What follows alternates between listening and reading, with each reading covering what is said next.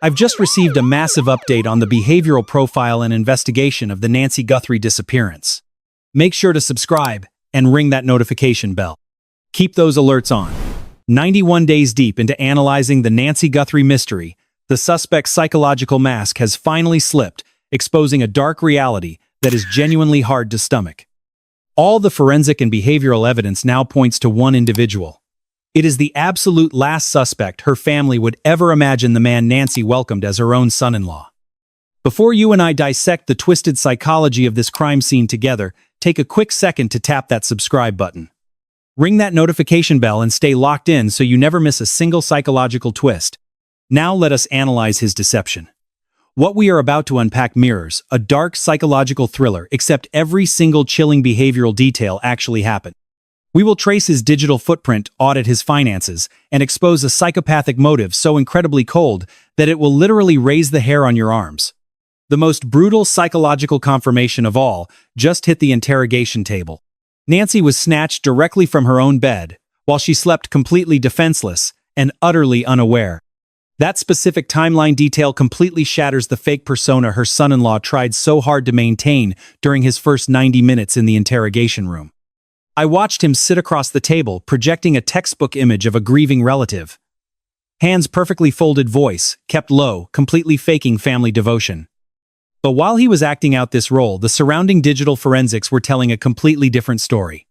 Smart camera footage, a secret burner, phone, and digital behavioral traces were quietly pulling a net around his lies, like a slow, cinching rope. His first major behavioral red flag appeared the second agent Dante formally read him his rights. He dismissed the Miranda warning like a simple traffic ticket and waived his right to an attorney, without even blinking. A classic display of grandiosity that practically dared the investigators to try and challenge him. His narcissistic ego actually convinced him he could outsmart a room full of federal profilers and walk free. That one display of pure arrogance became the crucial behavioral flaw that completely destroyed his carefully constructed alibi. During those initial baseline questions, his deceptive performance was almost flawless.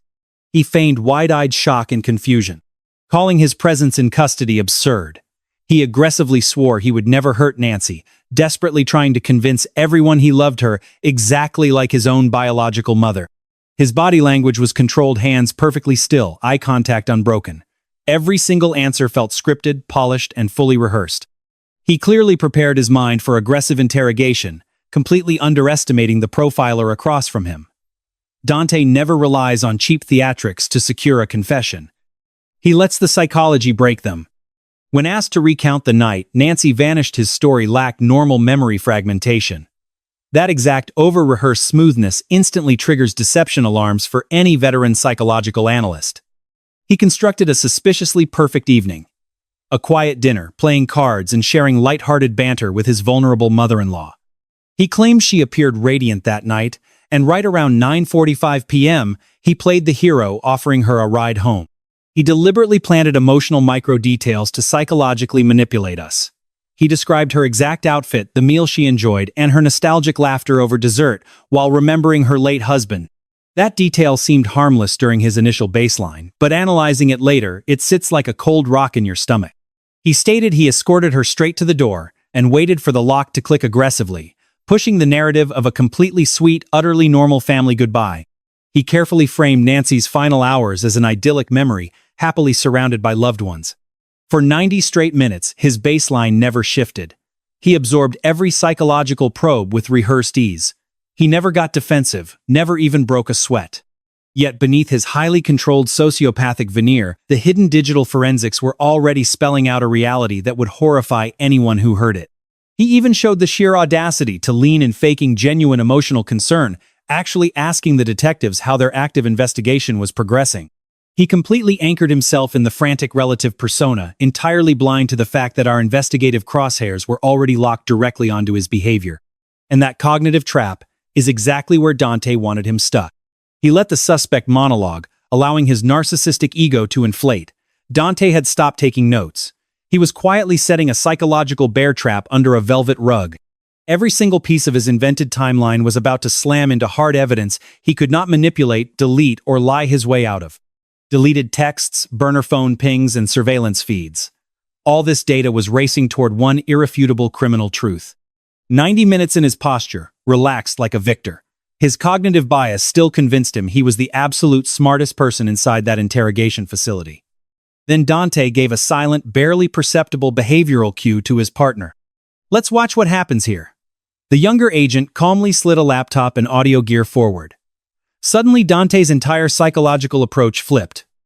The false rapport vanished, replaced by a surgical cold edge. This was no longer a baseline interview. It was a pure, psychological reckoning. Dante ordered him to listen very closely. The son-in-law tilted his head, displaying mild curiosity, utterly blind to the psychological wrecking ball that was about to hit. Then the audio file engaged, and the suspect's own deceptive voice spilled into the room. Come with me into the interrogation room. We tracked a burner phone call at 2:47 in the morning, capturing him, detailing Nancy's condition and a ransom plot rapidly falling apart. He revealed logistics, hidden locations, and terrifyingly intimate details of her confinement. Knowledge only the mastermind behind this nightmare possessed. Then came a genuine behavioral break. The blood left his face. It was a classic autonomic fear response. His previously controlled hands shook violently from across the table. Years of narcissistic confidence shattered in seconds. His eyes darted around the confined room, desperately hunting for an impossible exit. When the tape stopped, the psychological pressure spiked. I let the heavy silence build, then delivered one quiet question. Is that your voice? He rushed to denial, but his vocal cords tightened with stress, cracking just enough to betray him. That tiny micro-expression spoke louder than words. But my psychological dismantling wasn't done. I played the audio again, pausing strategically at every single line, forcing his cognitive load to process every damning word. The interrogation room's atmosphere grew suffocating. His breathing turned shallow. His defensive posture collapsed entirely. And that polished sociopathic mask finally vanished entirely. He desperately grasped for lifelines, rationalizing the call as business, or some random family drama involving his cousin Marcus. I let that pathetic excuse linger, letting his ego believe he had actually outsmarted us. Then my partner dropped a massive evidence folder onto the desk, with a deafening thud. Inside sat 3 weeks of printed messages between him and Marcus, including chats from the exact night Nancy went missing. I read every single line aloud slowly, and methodically sliding the evidence across the table to him. He was forced to confront his own psychological profile in black ink. His cognitive fog had entirely evaporated. The messages detailed instructions for killing the camera and marking the back entry. One read Thursday night works best. Her routine is predictable. Every sentence revealed cold, premeditated planning lacking any trace of an impulsive snap. Then came the psychological gut punch. A text confirming Nancy swallowed her heavy sleeping pills right at 10 p.m., suggesting they wait an hour before striking. The sinister implication was undeniable. His facial muscles shifted again, abandoning shock. It was the hollow, dead-eyed recognition of a predator, realizing we already held his entire deck of cards. Let's pause and analyze this together. Every digital footprint he thought he successfully scrubbed had been entirely recovered. These were not vague chats. They were surgically calculated and impossible to manipulate. The dialogue bypassed mere logistics. They meticulously charted Nancy's habits, the house blueprint, and her daily medication routine. The victim he called family for the media was psychologically reduced to nothing more than a profitable target on his spreadsheet. Every cyber trace he assumed he deleted was now lighting our path straight back to his door. 3 days before capture, he deployed wiping software to destroy his laptop's history, acting under the false psychological comfort of safety. But federal digital forensics extracted everything. Every keystroke, every search entry, every sinister fragment of his intent. I read the forensic report in a totally emotionless baseline tone, studying his micro-expressions without blinking once. For the first time in 4 hours, his body language froze, clutching the table like the wood itself might offer an escape. His browser history was disturbing. He queried how to abduct someone without leaving any forensic traces behind. Manuals for anonymous Bitcoin ransoms. Dark research calculating exactly how long elderly victims survive, without heart medication. Body disposal methods in remote terrain. Comparing prison sentences for kidnapping versus outright murder. One query logged 72 hours before Nancy vanished. Explored whether accomplices get lighter prison sentences if the victim dies. This wasn't just planning, it was psychological preparation for murder. Interview 2. Over 3 weeks, his online behavior escalated from passive criminal curiosity into aggressive tactical blueprinting. He researched methods to blind doorbell cameras, bypass residential security alarms, and recruit shady accomplices using untraceable cash. This all lived on the exact same laptop he used to track Nancy's daily prescriptions and home security defenses. When his desperate ego tried spinning this as research for a crime novel, I cut him off completely. There were 0 drafts, 0 outlines, and absolutely no creative notes to support his pathetic lie. By the time he legally invoked his rights to stop the interview, the psychological damage was fully done. 3 hours of psychological contradictions and verbal fabrications were officially locked onto the record. His deception was preserved on tape, and we held more cards. Beyond digital wreckage, we had ground-level proof. A camera located 2 miles from Nancy's house captured a suspicious parade of vehicles cruising past that very night. Stick with me here. One vehicle belonged to Marcus, the exact name dominating those recovered text threads. Security feeds caught his vehicle lingering near her house. That late-at-night innocent visitors don't just sit there idling. Watching that tape, his hands began to tremble. He felt so smug about wiping his digital footprint, completely ignoring how heavily surveilled modern neighborhoods actually are. Lenses are everywhere now. Porches, doorbells, even parked cars. Every single lie he spun during that first 90-minute interview shattered against that cold reality. With his digital alibi dead, you and I are going to unpack the psychological why. 3 hours deep into the interrogation, the core motive surfaced. It was darker than almost any case file I have analyzed. Suffocating under his own bad choices, he rationalized that killing an 84-year-old woman was a valid exit strategy. This was not a crime of passion. It was calculating and utterly clinical. He planned every single step. But the physical evidence slowly exposed his darkest secrets.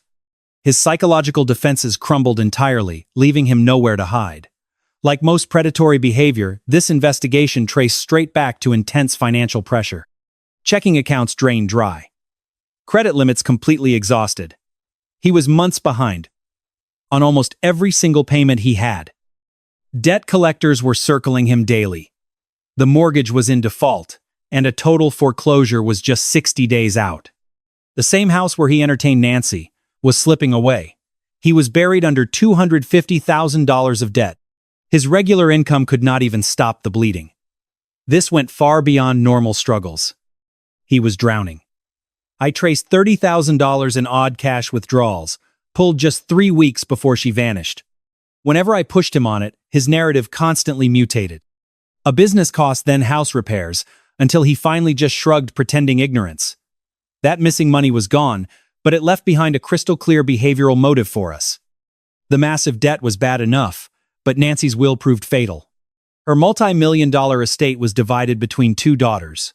$2 million would funnel directly into his bank accounts, instantly erasing every single collection notice, keeping him awake at night. But there was a massive, ultimately fatal complication. Nancy had scheduled a lawyer appointment to update her documents. This upcoming revision was going to completely gut his financial windfall. My analysis showed he overheard this during a family dinner. While she sat there smiling, sharing memories, and showing off grandkid photos, his mind was already shifting into survival mode. She felt perfectly safe, letting him drive her home. Psychologically, that was the breaking point. It was no longer just the crushing debt. He was listening to his final financial lifeline getting permanently severed. In his mind, she ceased to be human. She became a ticking threat, standing directly between his financial survival and total ruin. Intense desperation, mixing with sudden opportunity, created the exact toxic conditions for an unthinkable betrayal. This brings up something you and I have to ask ourselves. What punishment actually fits a guy who hunts his own relative for cash? How can we measure justice when the predator is not a random stalker, but the guy sitting right across the table at Sunday dinner? The deeper my team analyzed Nancy Guthrie's file, the clearer it got. This was never just a standard missing person investigation. It revealed a slow, simmering profile of deceit, extreme economic stress, and the absolute destruction caused by raw greed. After weeks of behavioral profiling under harsh interview room lights, I saw right through him. His calm, normal mask hid a deeply psychopathic, orchestrated plot. For anyone studying criminal behavior, this truth hits like an absolute gut punch. It shows you and me a terrifying reality. The people we let into our inner circles are fully capable of destroying us. To the neighborhood, this son-in-law projected perfect stability. He was the friendly guy casually waving as he checked his mail. But internally, financial panic was choking him. Empty ledgers, maxed out limits, and banks threatening to take his property. He wore the disguise of a typical suburban dad managing expenses. His true psychological state was far darker. $250,000 in crippling debt mutated into the exact catalyst needed for a vicious, highly premeditated strike. My financial audit flagged $30,000, leaving his accounts right before the disappearance. It was a massive anomaly he could never logically explain. These were not accidents, they were dress rehearsals. Every single action screamed lethal intent. The outcome was never an impulsive mistake. It was a calculated system being activated, completely guaranteed to destroy every family member in its blast radius. The stolen cash is just surface-level motive. The true psychological terror lies in that intimate betrayal. Nancy was a real person. She was a loving mother, and the central pillar holding her entire family together. She trusted her son-in-law entirely, and he weaponized that bond against her. As an analyst, processing the fact that she spent her final moments feeling completely safe with family is haunting. At dinner, she just laughed naturally, sharing old family memories. Reviewing the crime scene, notes those warm domestic moments feel profoundly sick, almost staged in their dark cruelty. She never noticed his predatory gears turning. That image of her holding a framed photo of her grandkids, absolutely beaming, sets a brutal psychological contrast against the cold, calculating predator sitting directly across the interrogation table from me. Let's examine the behavioral trail together. We built this evidence mountain piece by piece. His digital footprints led straight to burner phones and highly coordinated text threads. Psychologically, this was no heat-of-the-moment lapse. It was deliberate, polished, entirely methodical. His messages documented Nancy's life like clinical surveillance notes. He tracked her routines, habits, and medication. He reduced a beloved matriarch to a mere list of usable data points. His search logs revealed a mind absolutely fixated on control, plotting every stage with terrifying clinical precision. In his narcissism, he genuinely believed he engineered an untraceable crime. He even researched the legal aftermath of her death. Clinically, that signaled something far darker than simple risk-taking. It signaled a calculated expectation, maybe even hope for the worst outcome. Inside that interrogation room, I watched his carefully constructed mask finally peel away. That psychological tilt told me more than any case file ever could. We simply let him talk. I sat back and watched him spin his rehearsed truth, letting his confidence balloon. Ultimately, that massive arrogance became his snare. Then I rolled out the behavioral evidence, the search history, and receipts. You could physically watch his arrogant swagger dissolve into raw, unfiltered panic. The composed, grieving relative illusion completely evaporated, leaving only the true architect of this conspiracy slumped over. Over 15 years analyzing criminal minds, the obsessive level of preparation in this specific file is what keeps me staring at the ceiling at 3 a.m. The burner phone, the disabled cameras, none of that was incidental. They were highly calculated tactical levers. He wanted psychological and physical distance from the act, creating fog to buy maneuvering time. He tried everything, but our behavioral profiling and evidence were just too heavy. We had his digital breadcrumbs, forensic markers, and surveillance footage. All of it locked together into one completely inescapable psychological conclusion. There was no psychological path back for him. And the emotional damage from this investigation stretches well beyond the crime itself. This was never just an attack on Nancy. It was a calculated hammer blow to the very psychological concept of family trust. That breed of betrayal weighs far heavier than any prison term. It violently strikes the core of basic human connection. For the Guthrie family, the tragedy is deeply layered. They had welcomed him in, loved him, and fully trusted him as their own blood. The baseline safety they once felt at home is now replaced by a creeping psychological shadow that refuses to dissipate. Extreme grief and familial betrayal carve permanent scars. Time won't heal this. Money might have lit the match, but unchecked sociopathic greed kept those flames roaring. The cold preparation, the digital paper trail, the surgical timing. As an analyst, that is what makes his mind so deeply unsettling. Stick with me here. This was extreme premeditation, documented at every turn. Drowning in debt, He was perfectly willing to sacrifice the woman feeding him just to claw his way back. Nancy's inheritance was never just some future financial windfall to him. It was an exit ramp. A sociopathic way to wipe his ledger clean and violently seize back a life he felt slipping through his fingers. She was only days away from revising her will with a lawyer. Psychologically speaking, that exact timing tells you absolutely everything about his trigger point. He saw the clock running out and moved fast. In his mind, Nancy ceased to be family. She was nothing but a financial obstruction. The true behavioral break came when we cracked his digital life. His hidden messages revealed weeks of intense stalking-level observation of his target. He meticulously cataloged her vulnerabilities, barking sociopathic orders to his accomplices in cold-clipped tones. His search history wasn't mere curiosity. It was a step-by-step playbook. We uncovered targeted queries on moving and hiding money. We even found debates on whether a victim should live or die. The cognitive detachment was clinical calculated and utterly terrifying. Every recovered text, every retrieved search drove the exact same psychological nail home. This was pure premeditation. Period. Each deceptive lie he tried slipping past me during questioning completely collapsed under the sheer weight of his own digital truth. He even obsessively logged her sleeping pill schedule, her exact medication timing the entire rhythm of her evenings. You and I know this granular detail betrays a cold calculation that should chill anyone reading the profile. This was an inside hit.